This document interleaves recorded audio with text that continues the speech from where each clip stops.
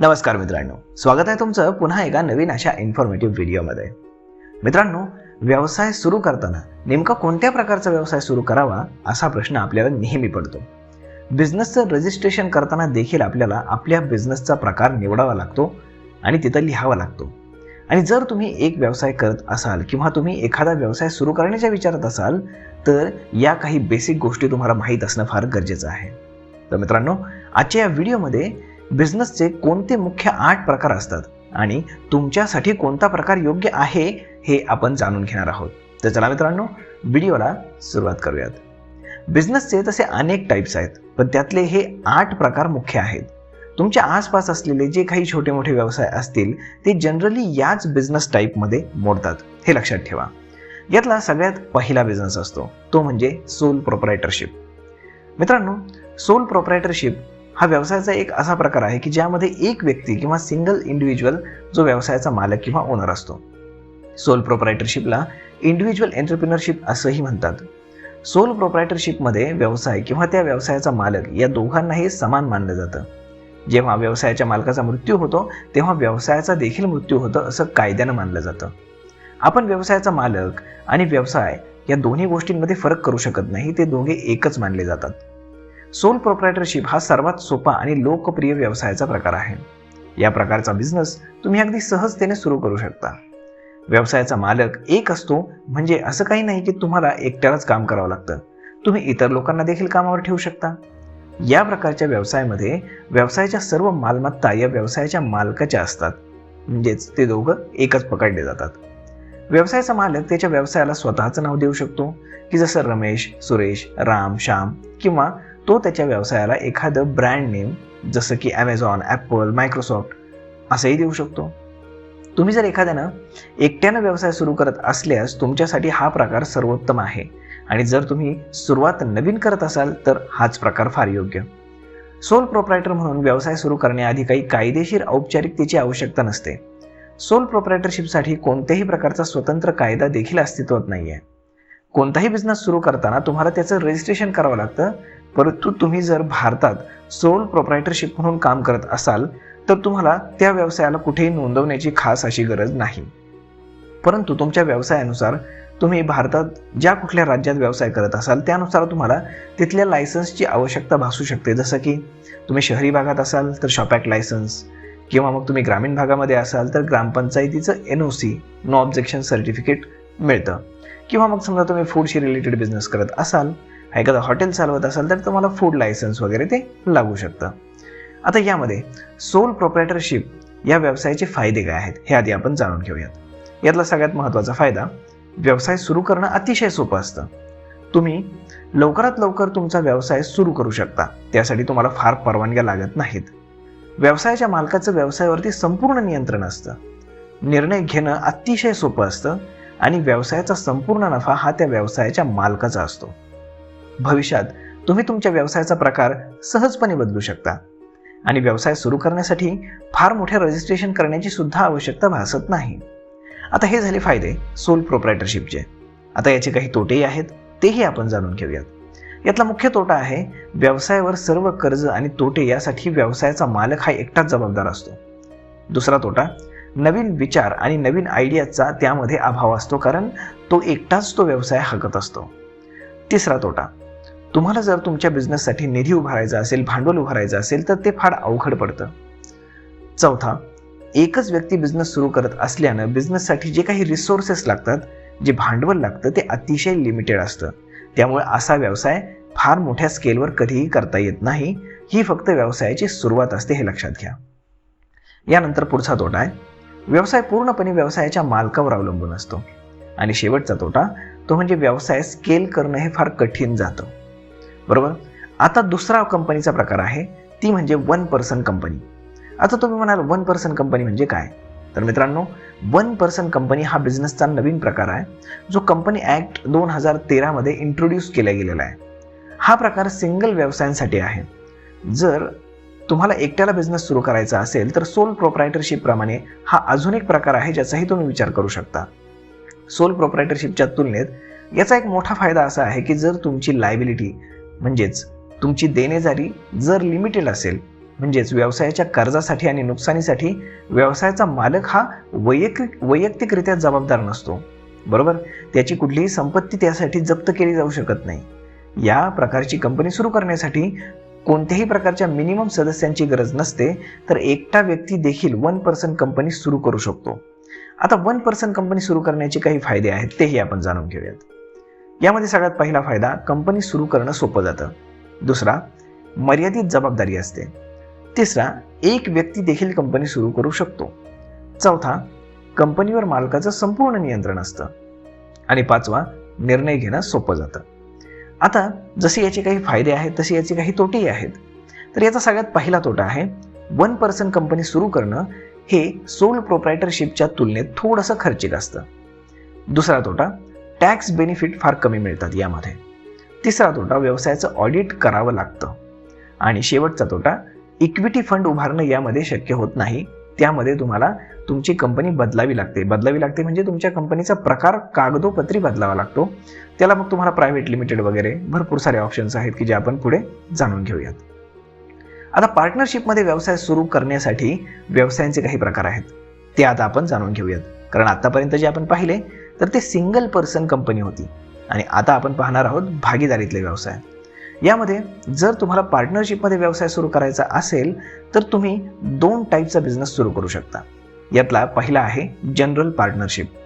General partnership किंवा सामान्य भागीदारी हा व्यवसायाचा एक प्रकार आहे, ज्यात 2 किंवा 2 पेक्षा अधिक व्यक्ती एकत्र येऊन व्यवसाय सुरू करू शकतात आणि तो व्यवसाय चालवतात. या प्रकारच्या व्यवसायामध्ये नेहमीच 2 किंवा 2 पेक्षा अधिक मालक असण्याची गरज आहे. जनरल पार्टनरशिप बिझनेस हा इंडियन पार्टनरशिप ऍक्ट 1932 द्वारे नियंत्रित केला जातो. तुमच्या जनरल पार्टनरशिप बिझनेसमध्ये कमीत कमी 2 आणि जास्तीत जास्त 20 पार्टनर किंवा मालक असू शकतात. केलेल्या ॲग्रीमेंटनुसार व्यवसायातील नफा आणि तोटा हा व्यवसायातील पार्टनर्स किंवा जे कोणी भागीदार आहेत त्यांच्यामध्ये शेअर केला जातो, विभागला जातो. भारतामध्ये जनरल पार्टनरशिप बिझनेस सुरू करण्यासाठी रजिस्ट्रेशन किंवा नोंदणी करण्याची गरज नाही, परंतु मी तुम्हाला रेकमेंड करेन की रजिस्ट्रेशन करावं आणि त्याचबरोबर पार्टनरशिपचे डीड किंवा त्याला पार्टनरशिपचे ॲग्रीमेंट किंवा करार देखील म्हणतात, तोही व्यवस्थित करून घ्यावा. कारण पार्टनरशिपमध्ये बिझनेस करत असताना खूप साऱ्या अडचणी येऊ शकतात आणि पार्टनर्समध्ये जर मतभेद झाले, विवाद झाले तर या सगळ्या गोष्टी तुम्हाला लिगली ॲग्रीमेंट करून घेतलेल्या असतील तर सहजरित्या सोडवता येतील. भलेही तुमच्या बिझनेसमध्ये तुमचे पार्टनर्स हे तुमचे मित्र किंवा फॅमिली मेंबर्स असतील तरी या सर्व गोष्टी रिटर्नमध्ये ॲग्रीमेंट करूनच असाव्यात, जेणेकरून भविष्यामध्ये तुमच्या व्यवसायाला अडचण येणार नाही. आता जनरल पार्टनरशिपचे काही फायदे आहेत ते आपण जाणून घेऊयात. यातला सगळ्यात पहिला फायदा आहे, या प्रकारचा व्यवसाय सुरू करणं खूप सोपं आहे. दुसरा फायदा, कमी खर्चात हा व्यवसाय सुरू होतो. तिसरा, एकत्रितपणे व्यवसाय सुरू केल्यानं व्यवसाय करण्यासाठी जास्त भांडवल मिळतं. चौथा आहे, सर्व काम हे भागधारकांमध्ये विभागलं जातं. पाचवा, ऑडिट करण्याची गरज भासत नाही. सहावा, व्यवसायाचं रजिस्ट्रेशन करण्याची बिलकुल गरज नाही, पण मी रेकमेंड करेन की तुम्ही करावं. सातवा आहे, जोखीम, तोटा आणि कर्ज हे पार्टनर्समध्ये विभागले जातात, एकाच्या अंगावरती येत नाहीत. आता जसे जनरल पार्टनरशिपचे काही फायदे आहेत तसे काही तोटेही आहेत, तेही आपण जाणून घेऊयात. यातला सगळ्यात पहिला आणि मोठा तोटा आहे, व्यवसायावरील कर्ज आणि नुकसान यासाठी व्यवसायातील पार्टनर्स हे वैयक्तिकरित्या जबाबदार असतात. त्यांच्यावरती लीगल ॲक्शन घेतली जाऊ शकते. दुसरा तोटा आहे, व्यवसायाचं वेगळं अस्तित्व नसतं. तिसरा, व्यवसायावरती तुमचं पूर्ण नियंत्रण नसतं कारण तुमच्याकडे पार्टनर्स असतात. चौथा आहे, निर्णय घेणं अवघड असतं कारण तुमचं बॉन्डिंग हे असावं लागतं. आणि शेवटचा तोटा, पार्टनर्समध्ये संघर्ष किंवा वाद होण्याची शक्यता असते. त्यामुळे ही सगळी जी काही जोखीम आहे ही रिटर्नमध्ये लिहिलेली असेल तर त्यामध्ये थोडासा फायदा होतो. आता दुसरा प्रकार आहे पार्टनरशिपमध्ये, ती म्हणजे limited liability partnership. Limited liability partnership हा व्यवसायाचा एक असा प्रकार आहे की ज्या काही पार्टनर्स यांची लायबिलिटी लिमिटेड असते. म्हणजेच या व्यवसायावरील कर्जासाठी आणि नुकसानीसाठी पार्टनर्स हे वैयक्तिकरित्या जबाबदार नसतात. म्हणजेच व्यवसायावरील कर्ज वसूल करण्यासाठी फक्त बिझनेसमधील मालमत्तेचाच वापर बँकेतर्फे केला जाऊ शकतो. त्यासाठी तुमचा बिझनेस जबाबदार राहतो. तुमची खाजगी प्रॉपर्टी ही नेहमी सेफ राहते. अन्य पार्टनर्समुळे निर्माण झालेल्या कर्जासाठी किंवा लायबिलिटीसाठी इतर पार्टनर्स हे जबाबदार नसतात. या प्रकारच्या पार्टनरशिपला बहुतेक लोक प्राधान्य देतात कारण जनरल पार्टनरशिपपेक्षा याचे बरेच फायदे आहेत. या प्रकारच्या व्यवसायामध्ये कमीत कमी 2 सदस्य असण्याची गरज आहे आणि जास्तीत जास्त पार्टनर्सची कुठलीही संख्या मर्यादित नाही. या प्रकारच्या व्यवसायामध्ये व्यवसायाची मालकी ट्रान्सफर केली जाऊ शकते. लिमिटेड लायबिलिटी पार्टनरशिपमध्ये व्यवसाय किंवा कंपनीचं स्वतंत्र अस्तित्व असतं, त्यामुळं पार्टनर्सच्या बदलांमुळे किंवा त्यांच्या मृत्यूमुळे कंपनीच्या अस्तित्वावरती कधीही परिणाम होत नाही. या प्रकारचा व्यवसाय हा लिमिटेड लायबिलिटी पार्टनरशिप ॲक्ट 2008 नुसार नियंत्रित केला जातो. या पार्टनर्सचे सर्व अधिकार किंवा कर्तव्य ही लेखी कराराद्वारे निश्चित केली जातात. आता लिमिटेड लायबिलिटी पार्टनरशिप या प्रकारच्या व्यवसायाचे काही फायदे आहेत ते आपण जाणून घेऊयात. यामध्ये सगळ्यात पहिला फायदा मर्यादित जबाबदारी. मित्रांनो, व्यवसायावरील कर्जासाठी आणि नुकसानीसाठी पार्टनर्स हे वैयक्तिकरित्या जबाबदार नसतात. दुसरा फायदा, या प्रकारचा व्यवसाय सुरू करणं अतिशय सोपं आहे. तिसरा, अतिशय कमी खर्चात हा व्यवसाय सुरू करू शकता. चौथा, पार्टनर्सच्या कमाल संख्येवर कुठलीही मर्यादा नाही. पाचवा, काम भागीदारांमध्ये विभागलं जातं. पुढचा फायदा, टॅक्स किंवा कर भरताना अनेक फायदे यामध्ये मिळतात. पुढचा फायदा, ऑडिट करण्याची आवश्यकता नाही. आणि शेवटचा फायदा, जोखीम, तोटा आणि कर्ज भागीदारांमध्ये विभागलं जातं आणि कंपनीच्या नावावर असतं. आता जसे याचे काही फायदे आहेत तसे या लिमिटेड लायबिलिटी पार्टनरशिपचे काही तोटे देखील आहेत, पण ते फार कमी आहेत. म्हणूनच ही पार्टनरशिप जास्त लोक पसंत करतात. तर तेही जाणून घेऊयात. यामध्ये सगळ्यात पहिला तोटा आहे पार्टनर्समध्ये संघर्ष किंवा वाद होण्याची शक्यता असते. पुढचा तोटा, निर्णय घेणं कठीण असतं कारण वेगवेगळ्या लोकांचे विचार हे वेगवेगळे असतात. आणि शेवटचा तोटा, व्यवसाय स्केल करणं यामध्ये फार कठीण जातं कारण त्यासाठी एकमेकांचं बॉन्डिंग असणं फार गरजेचं असतं. मित्रांनो, ग्रोईंग स्टेजच्या मध्ये असलेल्या किंवा मोठ्या लेवलच्या कंपनीसाठी व्यवसायाचे काही वेगळे प्रकार आहेत. कारण आता जे आपण प्रकार पाहिले तर हे पार्टनरशिप किंवा छोट्या व्यवसायांसाठीचे प्रकार आहेत किंवा आपण ज्याला मिडल बिझनेसेस म्हणू शकतो.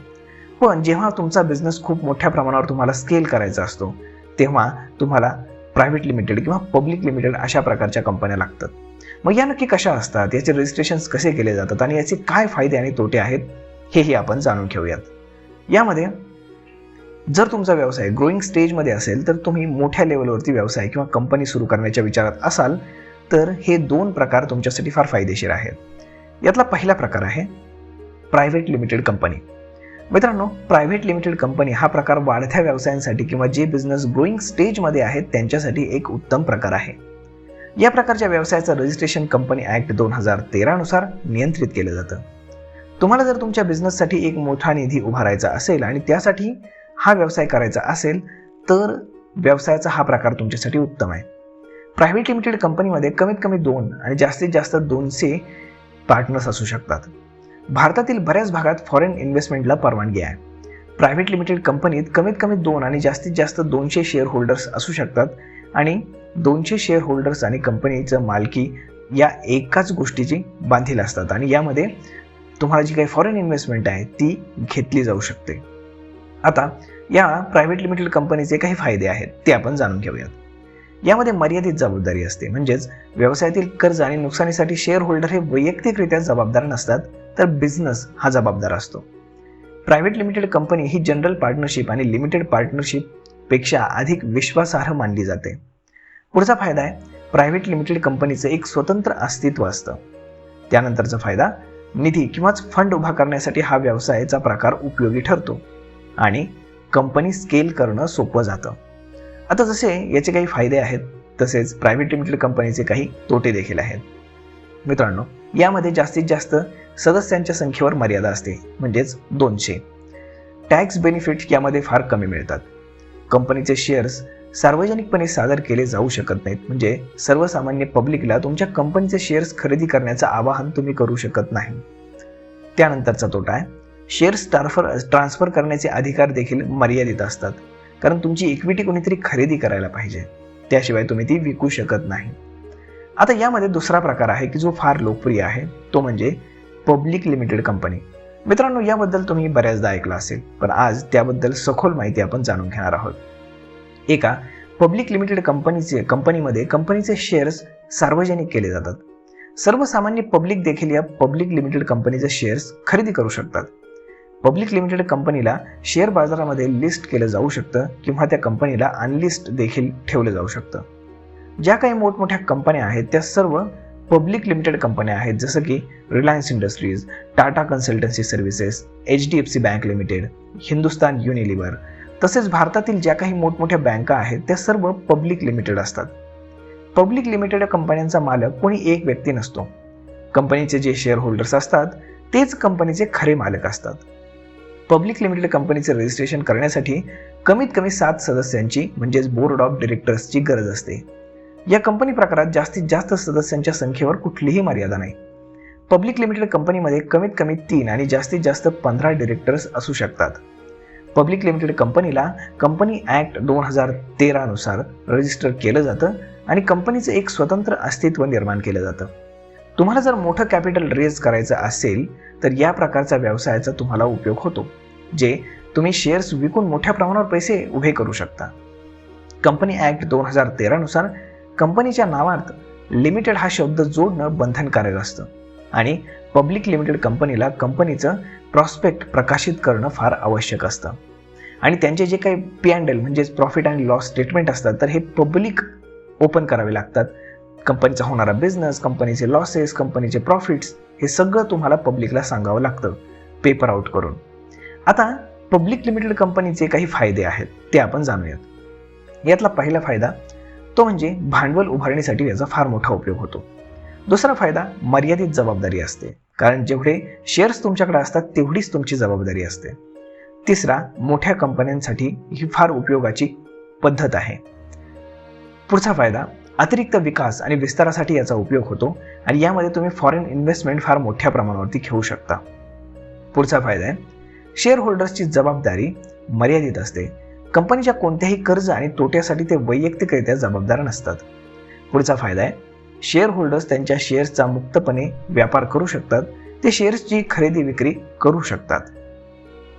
याचे जसे काही फायदे आहेत तसे या पब्लिक लिमिटेड कंपनीचे काही तोटे देखील आहेत. याचा सगळ्यात मोठा तोटा, कंपनीवरती संपूर्ण नियंत्रण कुणाचंच नसतं. आणि दुसरा, या प्रकारच्या व्यवसायासाठी अनेक नियम आणि कायदे असतात. त्यांची वर्तणूक व्यवस्थित ठेवावी लागते आणि त्यांना व्यवस्थित पाळावं देखील लागतं. तर मित्रांनो, आता व्यवसायाचे आपण इतर प्रकार पाहूयात. इतर प्रकारामध्ये सगळ्यात पहिला प्रकार येतो हिंदू अनडिवायडेड फॅमिली. हे फार कोणी वापरत नाही, पण हे कोण वापरतं आणि का वापरतं तर हे आता आपण जाणून घेऊयात. मित्रांनो, हिंदू अनडिवायडेड फॅमिली हा बिझनेसचा भारतातला एकच प्रकार आढळतो. या प्रकारचा बिझनेस हा हिंदू लॉद्वारे नियंत्रित केला जातो. अशा प्रकारचा बिझनेस हा हिंदू फॅमिलीमधील मेंबर्सद्वारे सुरू केला जातो आणि ऑपरेट केला जातो. अशा प्रकारचा बिझनेस करणाऱ्या हिंदू फॅमिलीमध्ये जन्म घेणारी मुलं जन्मताच या बिझनेसचा मेंबर बनतात. त्याचबरोबर दत्तक घेतलेली मुलं देखील या बिझनेसचे ऑटोमॅटिक मेंबर्स बनत असतात. या व्यवसायात संपूर्ण कुटुंबातील कर्ता म्हणजेच कुटुंबातील प्रमुख जो असतो तो चेअरमन केला जातो आणि त्याद्वारे ही कंपनी नियंत्रित केली जाते. कुटुंबातील सर्व व्यक्तींचा बिझनेसवरती समान अधिकार असतो आणि आजकाल विभक्त कुटुंब पद्धतीमुळे अशा प्रकारचे बिझनेसेस फार कमी होतात. आता या हिंदू अनडिवायडेड फॅमिलीचे जे काही फायदे आहेत ते आपण जाणून घेऊयात. याचा सगळ्यात मोठा फायदा, बिझनेसमधील सर्व नफा हा कुटुंबातच राहतो. दुसरा, घरात जन्मलेल्या मुलांना घरातूनच बिझनेस करण्याचं शिक्षण मिळतं. पुढचा, निर्णय घेणं खूपच सोपं असतं. आणि शेवटचा फायदा, व्यवसायातील सर्व मेंबर्स हे कुटुंबातील सदस्य असतात, त्यामुळे मेंबर्सचा एकमेकांवरती विश्वास राहतो. आता जसे हिंदू अनडिवायडेड फॅमिलीचे काही फायदे आहेत तसे काही तोटेही आहेत. यातला पहिला तोटा आहे, कुटुंबाबाहेरील व्यक्तींना व्यवसायात प्रवेश मिळत नाही. कामाचा सर्व ताण हा कर्त्यावरतीच असतो आणि व्यवसायावरती फक्त कर्त्याचं नियंत्रण असतं आणि कुटुंबातील सदस्यांमध्ये मतभेद होण्याची देखील शक्यता असते. त्यावेळेस मात्र फार अवघड परिस्थिती निर्माण होते. आता यामध्ये दुसरा व्यवसायाचा प्रकार आहे तो म्हणजे कोऑपरेटिव्ह सोसायटी म्हणजेच सहकारी संस्था. हे तुम्ही बऱ्याच ठिकाणी पाहिलं असेल. एखादी कोऑपरेटिव्ह सोसायटी असते, संघटना असते, मग ती नक्की कशी ऑपरेट केली जाते आणि ती का केली जाते हे आपण इथे जाणून घेऊयात. या प्रकारच्या बिझनेसमध्ये समान फायदे आणि समान उद्दिष्टांसाठी लोक एकत्र येतात, अशा प्रकारचा बिझनेस सुरू करतात आणि कोऑपरेटिव्ह सोसायटीला मराठीमध्ये सहकारी संस्था असं देखील म्हणतात. कोऑपरेटिव्ह सोसायटीचं रजिस्ट्रेशन करणं हे कोऑपरेटिव्ह सोसायटी ॲक्ट 1912 नुसार अनिवार्य आहे. कोऑपरेटिव्ह सोसायटीमध्ये जे व्यवसायाचे सदस्य असतात त्यांचा आर्थिक हित जोपासण्याचा हेतू समान असतो. कोऑपरेटिव्ह सोसायटी किंवा सहकारी समितीची स्थापना करणं हे अतिशय सोपं असतं. कोऑपरेटिव्ह सोसायटीसाठी 10 प्रौढ व्यक्तींची संमती लागते. कोऑपरेटिव्ह सोसायटीमध्ये शेअर्सच्या माध्यमातून भांडवल उभं केलं जातं आणि रजिस्ट्रेशन केल्यावरती कोऑपरेटिव्ह सोसायटीला कायदेशीर ओळख मिळते. कोऑपरेटिव्ह सोसायटीची काही उदाहरणं द्यायची झाली तर consumer cooperative society, producer cooperative society, credit cooperative society, housing cooperative society. आणि कोऑपरेटिव्ह सोसायटीमध्ये मतदान प्रणाली असते, ज्यामुळे सर्व सदस्यांचं व्यवसायावरती नियंत्रण राहतं. आता या कोऑपरेटिव्ह सोसायटीच्या प्रकाराचे आपण फायदे पाहूयात. व्यवसायातील मतदान प्रणाली असल्यामुळं त्यामध्ये चांगली ट्रान्सपरन्सी राहते. सदस्यांची जबाबदारी मर्यादित राहते. सोसायटीवरील कर्ज आणि नुकसानीसाठी कोणताही सदस्य हा वैयक्तिकरित्या जबाबदार नसतो. व्यवसायातील सर्व सदस्यांचं समान उद्दिष्ट असतं. कोणतीही व्यक्ती सहकारी संस्थेचा सदस्य होऊ शकते किंवा त्याची सदस्यता सोडू शकते. व्यवसायाला स्वतंत्र अस्तित्व असतं, म्हणजेच सदस्यांच्या येण्या जाण्यानं बिझनेसच्या अस्तित्वात काहीही फरक पडत नाही. आणि शेवटचा फायदा, याला सरकारकडनं काही ना काही मदत मिळते, म्हणजेच आपण ज्याला सबसिडी म्हणतो. आता कोऑपरेटिव्ह सोसायटीचे जसे फायदे आहेत तसे तोटे देखील आहेत. तर मित्रांनो, प्रभावी व्यवस्थापनाचा म्हणजेच मॅनेजमेंटचा यामध्ये खूप मोठा अभाव असतो. दुसरा, रिसोर्सेस मर्यादित असतात. तिसरा, सरकारचं अतिरिक्त नियंत्रण आणि हस्तक्षेप यामध्ये असतो. आणि अशा प्रकारचे बिझनेस जे आहेत तर ते जास्त केले जात नाहीत. तर मित्रांनो, अशा प्रकारे बिझनेसचे 8 हे मुख्य प्रकार आपण पाहिले. प्रत्येक प्रकाराच्या बिझनेसचे काही फायदे आणि काही तोटे दोन्ही आपण पाहिलेले आहेत. तर आता हे सगळं पाहिल्यानंतर, हे सगळं ऐकल्यानंतर तुम्हाला असा विचार पडला असेल की तुम्ही नक्की कुठला व्यवसाय करावा. तर मित्रांनो, मी तुम्हाला रेकमेंड करेल की तुम्ही जर एकट्यानं बिझनेस सुरू करत असाल तर सोल प्रोप्रायटरशिपने सुरुवात करावी. कारण अशा प्रकारचा बिझनेस सुरू करणं हे अतिशय सोपं आहे. तुम्ही जर पार्टनरशिपमध्ये बिझनेस सुरू करत असाल तर लिमिटेड लायबिलिटी पार्टनरशिप हा उत्तम प्रकार आहे, कारण जनरल पार्टनरशिपच्या तुलनेनं त्याचे फायदे जास्त आहेत. मग जेव्हा तुमचा बिझनेस हळूहळू ग्रो व्हायला लागेल आणि तुमच्या बिझनेसमध्ये चांगला प्रॉफिट यायला लागेल, तेव्हा तुम्ही तुमच्या बिझनेसचा प्रकार बदलू शकता आणि तुमचा बिझनेस हा प्रायव्हेट लिमिटेड कंपनी किंवा पब्लिक लिमिटेड कंपनीमध्ये कन्वर्ट करू शकता.